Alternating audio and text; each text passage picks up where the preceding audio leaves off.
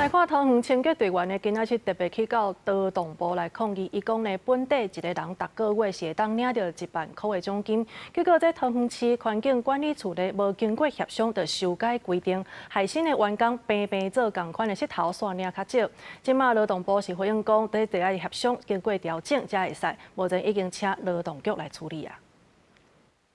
反对业界下修劳动条件，请劳动部立体基层队员。工会和桃园清洁队员伫劳动部头前大声发出诉求，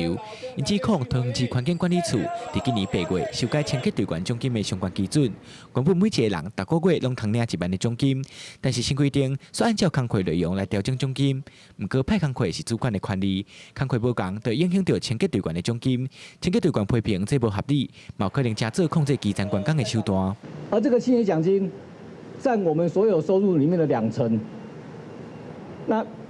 也就是这2成哦，是许多队员养家活口的重要收入。这次的环管处修正清洁队奖金基准，把是否发奖金、发多少的奖金，完全摆在主管的调派之上。也就是说，今天的队员在哪里工作，做什么工作，全部都是由主管决定。基层队员的生计被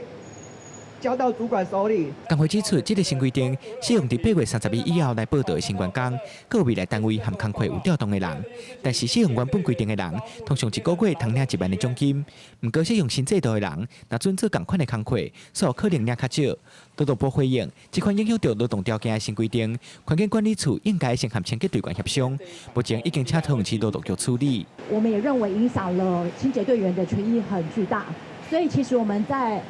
昨天其实已经有立即的跟桃园市政府劳动局这边来联络，然后桃园市政府劳动局他也表示了，他们其实已经介入在协助处理了，在未经劳雇双方协商同意的情况之下，它是不能有不利益的变更。劳动部嘛强调，桃园市劳动局未来继续协助双方来协商，若是规定不合理，就要修改，才袂让清洁队员的权利受到损害。记者桂宗林、贾桂林台北报道。